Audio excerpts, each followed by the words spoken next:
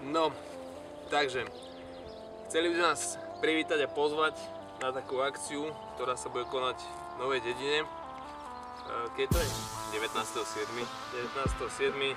Ide o prvý ročník. Je to akcia s názvom Event One. Bude tam street workout, plážový volejbal, kopa dobrých ľudí, večer grillujeme, možno aj z gitaru, niečo nám zaspievať. A starí páni tu budú mať nejaký futbal. Bude sa na čo pozerať určite. A čo, spoznáme viacerých ľudí, väčšinu z vás poznáme len z videí alebo z nejakých súťaží. Toto nebude žiadna súťaž, nepôjde vlastne o nič, len troška sa zoznámiť, zašportovať si, ale budú nové skúsenosti, motiváciu. Budú to pekné kočky. Treba prísť. Tí, čo ste zďaleka, tak neváhajte, bude sa tu môcť stanovať. Bude pekné počasie, takže nie je v tom problém. A až by náhodou nebolo trošku chladnejšie, vieme vybaviť telocvičňu, kde si rozložíte spacáky a budete tam.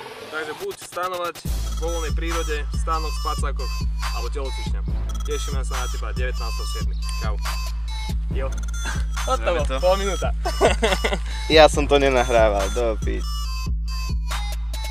Takže bude to teplo, k dispozícii budú sprchy, pécka, bude sa tu dať napapať, budeme robiť cigánsku pečenku, zagrajciar, nemôže nejak ujsť a vlastne špekáče môžu doniesť tiež.